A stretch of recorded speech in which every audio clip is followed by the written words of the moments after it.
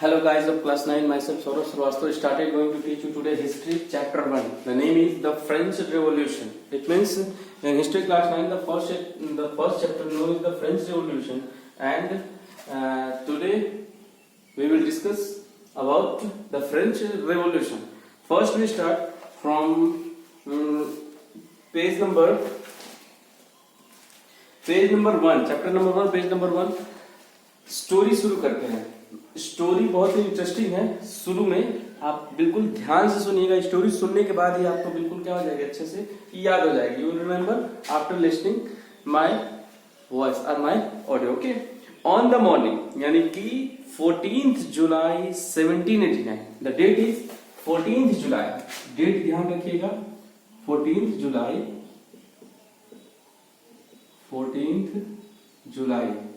1789 यानी कि 14 जुलाई 1789, 14 जुलाई 1789 को या की सुबह the city of Paris, France की जो राजधानी है, या हम ये कह सकते हैं फ्रांस में एक सिटी है जिसका नाम क्या है, पेरिस है. वहां पर अलार्म बजता है, स्टेट ऑफ अलार्म बजता है. The king had commanded troops to move into the city. King यानी कि वहां का राजा जो है वो अपनी सेना की टुकड़ियों को या सेना को आदेश देता है कि वो शहर की तरफ बढ़े. ओके. रूमर्स का मतलब होता है अफवाह. RUMORS. रूमर्स का मतलब होता है अफवाह. Rumours spread that he would soon order the army to open fire upon the citizen. Rumours का मतलब उस शहर में यानी कि पेरिस सिटी में यह अफवाह फैलती है कि राजा सेना को यह आदेश देने वाला है कि लोगों पर गोलियां बरसाई जाए, लेकिन ऐसा होने वाला नहीं था. Some 7,000 men and women gathered in front of the town hall. कुछ 7,000 के आसपास यानी कि 7,000 जो मेल थे, यानी कि मेन और वोमेन दोनों ही क्या हुए, फ्रांस में टाउन हॉल के सामने इकट्ठा हुए. ठीक है. इकट्ठा होने के बाद उन लोगों ने क्या किया, and decide to form a people's militia. और साथ में उन्होंने ये डिसाइड किया कि मेल और फीमेल यानी कि वोमेन और वुमेन जो टोटल 7,000 है, ये लोग मिलके एक पीपुल मिलिशिया यानी कि लोगों की सेना तैयार करेंगे. तो क्रिटिकल कंडीशंस थी.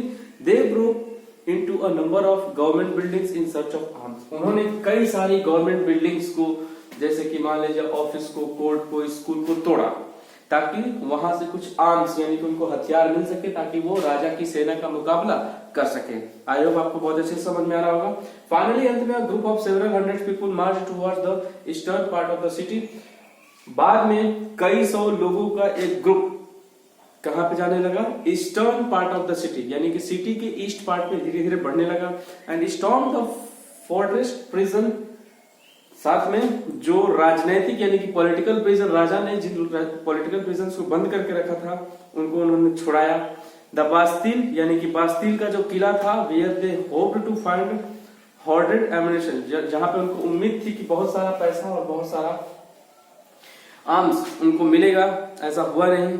इन the armed fight that followed the commander of the Bastille was killed. लेकिन उनकी भीड़ के अटैक में बास्तिल का जो कमांडर था, बास्तिल एक किला है वहां पे फ्रांस में, तो वहां का जो कमांडर था वो मारा गया लोगों के द्वारा. ठीक है. And the prisoner released. और जेल में जो लोग बंद थे उन सबको रिलीज कर दिया गया. Though there were only 7 of them. Yet उसमें वो 7 लोग भी थे जो पॉलिटिकल प्रिजनर थे, उन लोग को भी रिलीज कर दिया गया. Yet the Bastille was hated by all. जैसा कि बास्तिल लोगों के द्वारा नफरत भरी निगाहों से देखा जाता है, क्योंकि बास्तिल के किले में ऐसे लोगों को रखा गया था कि जो लोग डेमोक्रेसी का सपोर्ट करते थे और राजा के शासन यानी कि मोनार्की का विरोध करते थे, तो ऐसे लोगों को बंद करके बास्तिल में रखा गया था. तो ऐसे ही बास्तिल क्या था, लोगों की नफरत, बास्तिल को लोग नफरत की निगाहों से देखते थे. तो इसलिए सबसे पहले उन्होंने थोड़ा पॉलिटिकल प्रिजनर को क्या किया, रिलीज किया. Okay, the fortress was demolished and its stone fragments were sold in the market. Bastille के किले में जो कीमती पत्थर लगे थे उसे मार्केट में बेच दिया गया, लोगों ने बेच दिया. एंड those who wished, जिनको ये इच्छा थी कि वो लोग पुरानी चीजों को सहेज कर रखें, उन लोगों ने इन पत्थरों को या पुरानी चीजों को खरीदा. आई होप आप सब समझेंगे.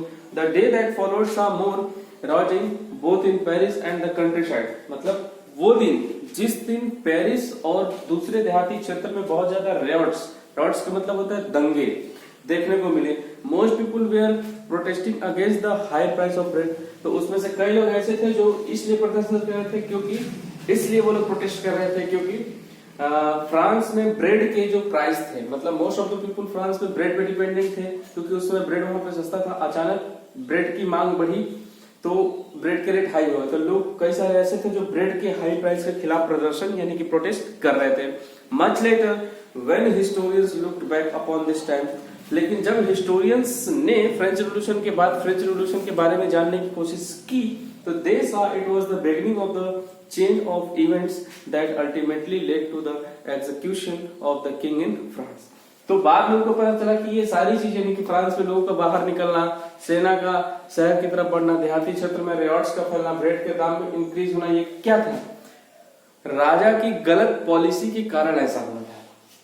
ऐसे कोई रूमर्स, ऐसी कोई चीजें राजा करने वाले, लेकिन राजा की गलत पॉलिसी की वजह से ये सारी चीजें हुई थी। आई होप आपको समझ में आ रहा होगा, ठीक है। दो most people at the time did not anticipate this outcome, लेकिन लोगों को इस भयावह स्थिति, उस समय जो लोग प्रोटेस्ट कर रहे थे, लोगों को इस भयावह स्थिति का अनुमान नहीं था, उनको ये आउटकम्स नहीं पता थे। How and why did this happen, तो फिर आखिर ये हुआ कैसे? तो चलिए शुरू करते हैं इस चैप्टर का फर्स्ट पार्ट। ओके, तो इन 1774 फर्स्ट पार्ट जिसका नाम है, फर्स्ट पार्ट का नाम मैं आप लोगों को बता देता हूं। फर्स्ट पार्ट इस चैप्टर का French society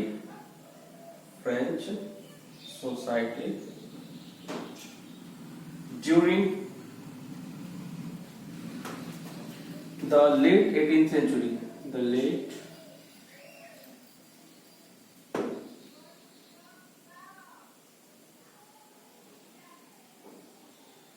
century,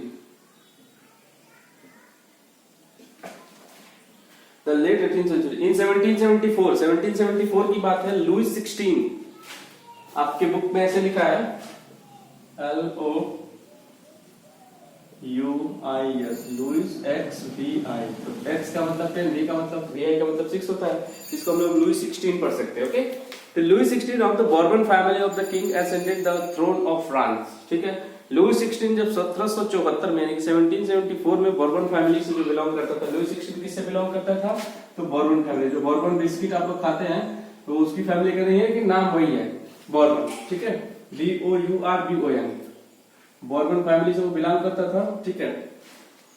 ascended the throne of France, France की क्रांति के लिए वही कहीं ना कहीं रेस्पॉन्सिबल था। He was 20 year old and married the Austrian princess Marie Antoinette, जब वो फ्रांस का राजा बना लुइस 16 1774 में, तब वो सिर्फ 20 साल का था और उसकी शादी ऑस्ट्रिया की राजकुमारी यानी कि ऑस्ट्रियन प्रिंसेस मैरी एंटोनियो के साथ हुआ था। Okay, upon his accession the new king found an important, जैसे ही वो राजा बना तब उसे पता चला कि जो खजाना है राज्य का, यानी कि जो पैसा है वो बिल्कुल क्या है, खाली है, राज्य में पैसा है ही नहीं।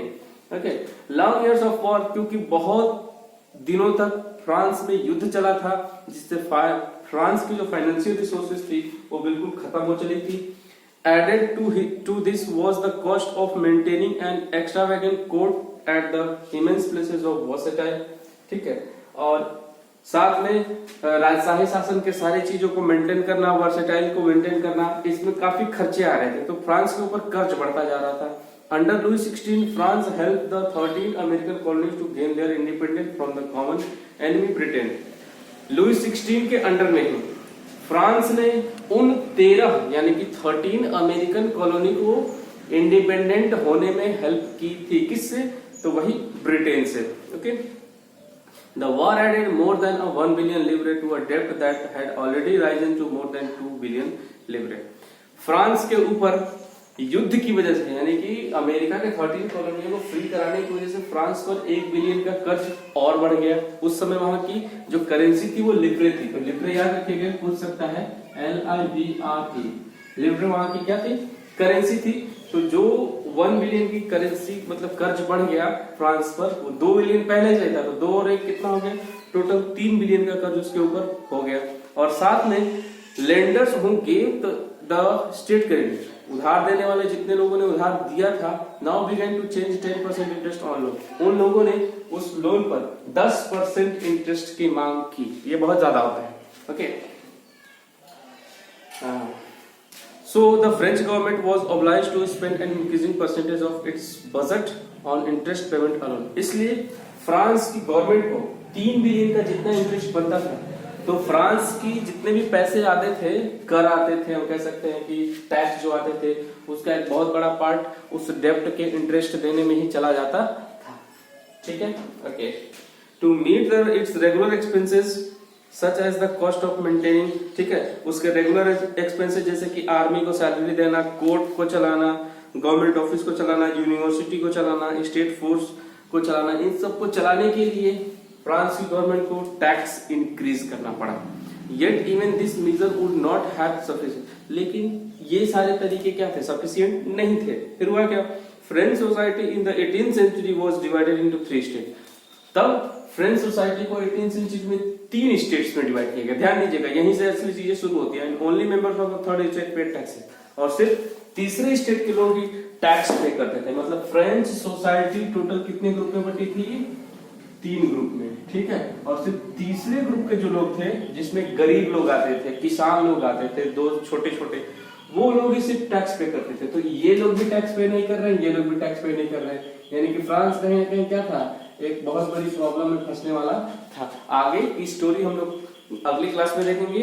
तो आज के लिए बहुत बहुत धन्यवाद।